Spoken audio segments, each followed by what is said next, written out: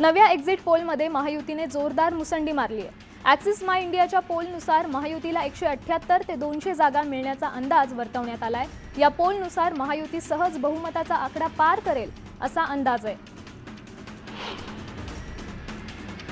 ॲक्सिसच्या exit पोलनुसार विदर्भात महायुतीला 39 तर मवियाला अवघ्या 20 जागा मिळण्याचा अंदाज आहे। तर मुंबईत महायुतीला 22 आणि मवियाला अवघ्या 14 जागा मिळण्याचा अंदाज ॲक्सिस माय इंडियाच्या पोलने वर्तवलाय।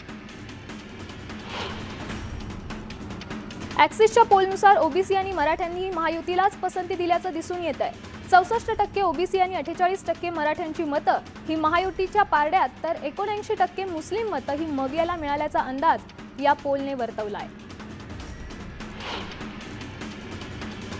मतदानानंतर मतमोजणीपूर्वी महाविकास आघाडीतील नेत्यांची आज ग्रँड हयातमध्ये बैठक झाली। या बैठकीत सतेज पाटील, थोरात, जयंत पाटील, संजय राऊत, अनिल देसाई हजर होते। पुढील रणनीतीवर बैठकीत चर्चा झाली। ग्रँड हयात बैठकीनंतर मवियाच्या नेत्यांची मातोश्रीवर बैठक पार पडली। दरम्यान बंडखोर उमेदवारांशी चर्चा सुरू असल्याचं मविया नेत्यांनी सांगितलं। जे बंडखोर उमेदवार विजयी होऊ शकतात अशा उमेदवारांसोबत फोनवर संपर्क करण्यात आल्याचा ही माहिती आता समोर आली आहे। मातोश्रीवरील बैठकीनंतर मविया नेते सिल्वर ओकवर पोहोचले। शरद पवारांसोबत चर्चा झाल्यानंतर आम्हाला कोणत्याही प्रकारची जुळवाजुळव करावी लागणार नाही, सहजरित्या आमचं सरकार बनेल असा विश्वास त्यांनी व्यक्त केलाय। महाविकास आघाडीची बैठक संपल्यानंतर मवियाचे सगळे नेते एकाच गाडीत बसले। यावेळी जयंत पाटलांनी कारचं स्टेअरिंग हाती घेतली, तर जयंत पाटलांच्या बाजूला संजय राऊत आणि मागे सतेज पाटील आणि बाळासाहेब थोरात देखील बसले। आज महाविकास आघाडीची बैठक आहे, मात्र काँग्रेसचे प्रदेशाध्यक्ष नाना पटोले मात्र नागपुरात आहेत। दरम्यान या बैठकीचं नानांना निमंत्रण नाहीये का अशा चर्चांना उधाण आलंय। निवडणुकीदरम्यान प्रत्येक पक्ष आपल्या जागांचा अभ्यास करण्यासाठी बैठक घेत असतं।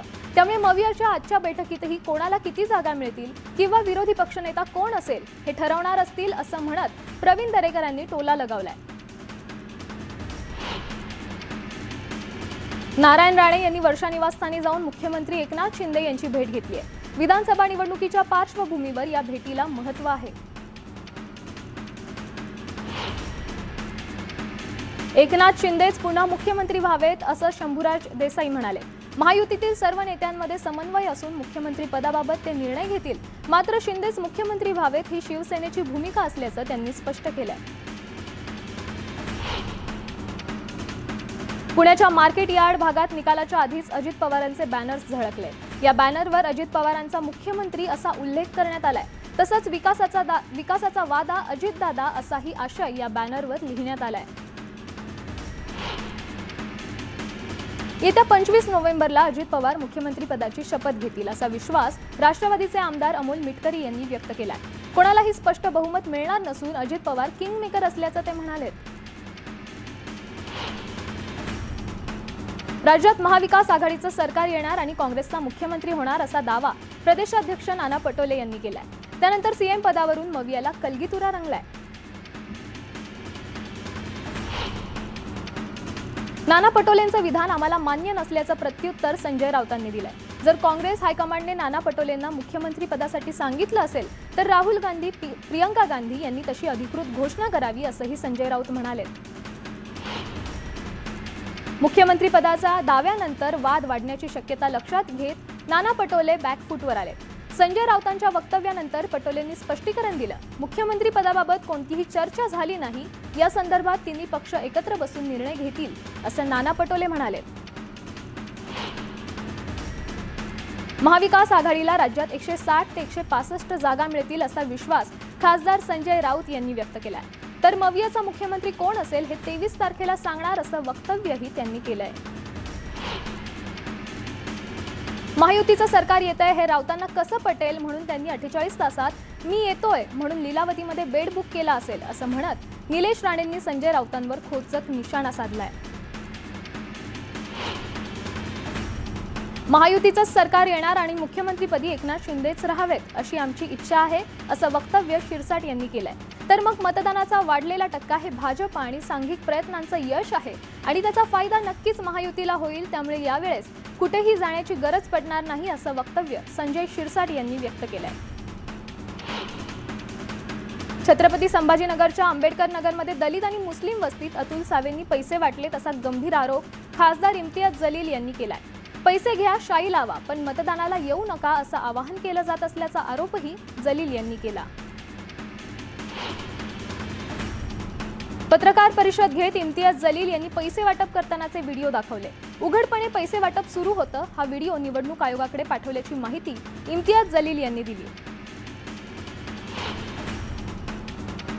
जलील यांच्या पैसे वाटपाच्या आरोपात काहीच तथ्य नाही। जलील यांचे आरोप बिनबुडाचे आहेत असं म्हणत भाजप नेते अतुल सावे यांनी जलील यांचे आरोप फेटाळले। इम्तियाज जलील यांच्या पत्रकार परिषदेत राडा झाला। एक यूट्यूब पत्रकाराने जलील यांना प्रश्न विचारल्यानंतर जलील संतापले। जलील यांच्या कार्यकर्त्यांनी पत्रकाराला धक्काबुक्की करत बाहेर काढले, तर सावेंकडून पैसे घेऊन असे पत्रकार येत असल्याचा आरोप जलील यांनी केला। पैसे वाटपाबाबत कोणतीही तक्रार आली नाही। निवडणूक आयोगाच्या ॲपवर त्यांनी कालच तक्रार करायला हवी होती अशी माहिती जिल्हाधिकारी दिलीप स्वामी यांनी दिली आहे। तसंच पैसे वाटपाच्या 4 तक्रारी आल्या होत्या, पण त्या बोगस होत्या असंही त्यांनी सांगितलं। एमआयएमचे नेते इम्तियाज जलील यांच्या विरोधात छत्रपती संभाजीनगरच्या आंबेडकर नगरमधील महिलांनी आंदोलन केलंय। जलील यांच्या फोटोला जोडे मारत त्यांच्यावर ॲट्रॉसिटी ॲक्टनुसार गुन्हा दाखल करण्याची मागणी आंदोलक महिलांनी केली आहे। राज्यात यंदा विधानसभा निवडणुकीत मतदानाची टक्केवारी ही वाढली आहे। जेव्हा जेव्हा मतदानाची टक्केवारी वाढते तेव्हा भाजपला फायदा होतो असं आपण पाहिलंय। त्यामुळे आताही त्याचा महायुतीला नक्कीच फायदा होईल असा विश्वास फडणवीसांनी व्यक्त केला। एक्झिट पोल हा एक्झॅक्ट पोल नसतो, त्यामुळे आता 23 तारखेची वाट पहा। महाविकास आघाडी 165 जागा जिंकेल आणि मवियाचंच सरकार स्थापन होईल असा दावा विरोधी पक्ष विजय वडेट्टीवार यांनी केलाय। राज्यात अपक्ष आणि लहान पक्षांना महत्त्व प्राप्त झालंय, त्यामुळे आता राज्यात आपलंच सरकार येईल आणि महायुती किंवा महाविकास आघाडी आपल्याला पाठिंबा देईल असा दावा बच्चू कडू यांनी केलाय। राज्यात महाविकास आघाडीचंच सरकार येईल असा विश्वास जितेंद्र आव्हाड यांनी व्यक्त केलाय। महायुतीची सत्तेची मुजोरी जनता खपवून घेणार नाही, जनता यांना धडा शिकवेल अशी टीका त्यांनी केली। मतदानाची टक्केवारी वाढवण्यासाठी आरएसएसने अभियान राबवलंय। मतदारांना मतदानाचे आवाहन केलंय। उपमुख्यमंत्री देवेंद्र फडणवीस यांनी सांगितलं होतं, आपण 3% मतदान वाढवलं तर लोकसभेचा पराभव पुसून काढू शकतो। त्यामुळे महायुतीचा विजय हा पक्का असल्याचं प्रवीण दरेकर म्हणाले। निवडणुकीत विरोधकांचा करेक्ट कार्यक्रम झालाय, त्यामुळे सरकार आमचंच येणार असा दावा भरत गोगावले यांनी केलाय। आपण स्वतः 40 ते 45 हजार मतांनी जिंकणार असंही गोगावले म्हणाले। मतदानाचा वाढलेला टक्का म्हणजे शेतकऱ्यांच्या सोयाबीनला कापसाला भाव मिळत नसल्याने शेतकऱ्यांच्या नाराजीमुळे व्यक्त झालेला संताप आहे अशी प्रतिक्रिया यशोमती ठाकूर यांनी दिली आहे। लाडकी बहीण योजनेमुळे थोडाफार फरक पडला असेल तरी देखील लाडकी बहीण शेतकऱ्यांची बहीण आहे हे लक्षात घेतलं पाहिजे। एक्झिट पोलपेक्षा जास्त जागा जिंकण्याची आमची परंपरा कायम राहणार असं म्हणत भाजप नेते सुधीर मुनगंटीवारांनी भाजपच्या विजयाचा विश्वास व्यक्त केलाय। आम्हाला गरज पडल्यास अपक्ष उमेदवारांना सोबत घेऊ, काही अपक्ष उमेदवार तर आमच्या संपर्कात आहेत असा दावा संजय शिरसाट यांनी व्यक्त केलाय। महायुती स्पष्ट बहुमतानं सरकार स्थापन करेल असा दावा घाटकोपर पश्चिमचे भाजप उमेदवार राम कदम यांनी केलाय। महावसुली आघाडीनं लोकांची दिशाभूल करत मतं मिळवण्याचा प्रयत्न केलाय अशी टीकाही त्यांनी केली आहे। महाराष्ट्रातील 2 मोठे पक्ष फुटले आणि त्याचा फायदा तोटा आता निकालात दिसेल अशी प्रतिक्रिया एकनाथ खडसेंनी दिली आहे। तर त्यांनी आर्थिक व्यवहार केला त्यांनाही जनता प्रतिसाद देईल असंही खडसे म्हणाले। शिवसेनेचा 50 जागा तर राज्यात महायुतीचंच सरकार येणार असा दावा गुलाबराव पाटील यांनी केलाय। महायुती आणि संघ परिवारानं केलेल्या मदतीमुळे आपलाही विजय निश्चित असल्याचं पाटील म्हणाले। भारतासह अमेरिकेत अदानींवर भ्रष्टाचाराचे गुन्हे दाखल झालेत, त्यामुळे अदानींना आजच अटक झाली पाहिजे अशी मागणी राहुल गांधी यांनी केली। अदानींनी 2000 कोटींचे घोटाळे केले, पण त्यांना अटक होऊ शकत नाही, कारण पंतप्रधान मोदी अदानींना वाचवत आहेत, असा गंभीर आरोप राहुल गांधींनी मोदींवर केलाय. उपमुख्यमंत्री अजित पवारांना बारामती कोर्टाने हजर राहण्याचे समन्स पाठवले. उमेदवाराला मतदान न केल्यास गावचं पाणी बंद करू, 2014च्या निवडणुकीत अजितदादांनी वक्तव्य केलं होतं. त्यानंतर 16 डिसेंबरला कोर्टात हजर राहण्याचे अजित पवारांना समन्स देण्यात आले. कोल्हापुरात मतदानादरम्यान सतेज पाटलांनी सामाजिक शांततेचा भंग करून आपल्याला जीवे मारण्याचा प्लॅन केल्याचा धक्कादायक आरोप राजेश क्षीरसागर यांनी केलाय. त्यामुळे आता सतेज पाटील आणि क्षीरसागर वाद चांगलाच चिघळणार आहे. सोलापूर दक्षिणमध्ये झालेल्या पत्रकारामुळे काँग्रेसची विश्वासार्हता हळूहळू कमी होत चालली आहे, अशी टीका माजी मंत्री सुभाष देशमुखांनी केली आहे. काँग्रेसचे नेते बोलतात एक आणि कृती दुसरीच करतात, असं देशमुख म्हणाले. मध्य प्रदेशचे माजी मुख्यमंत्री आणि केंद्रीय मंत्री शिवराज सिंग चौहान हे आज गोंदियात त्यांच्या सासूरवाडीत आले. यावेळी जावई आल्याने चौहान यांचं फटाक्यांची आतषबाजी करत ढोल ताशांच्या गजरात स्वागत करण्यात आलं. काँग्रेसचे प्रदेशाध्यक्ष नाना पटोलेंनी नांदेडच्या माहूरमध्ये रेणुका मातेचं दर्शन घेतलं. यावेळी त्यांनी विधिवत पूजा करून रेणुका मातेची आरती केली.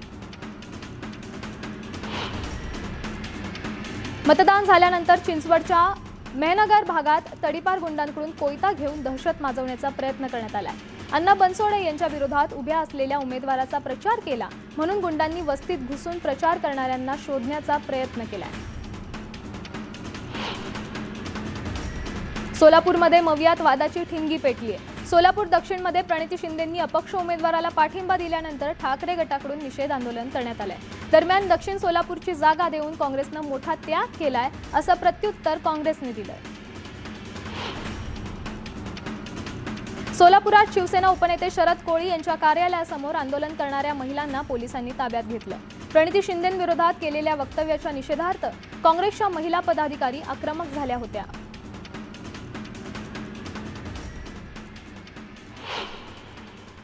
आताच्या घडीची मोठी बातमी समोर येते. सांगलीच्या शाळगाव MIDCत वायू गळती झालेली ही बातमी आहे. वायू गळतीमुळे 9 जण अत्यवस्थ आहेत. शिवाय बाधितांवर रुग्णालयात सध्या उपचार सुरू आहेत. वायू गळतीचं कारण अद्याप अस्पष्ट आहे, अशी ही माहिती आहे. सांगलीच्या शाळगाव MIDCत वायू गळती झाल्याची बातमी समोर येते.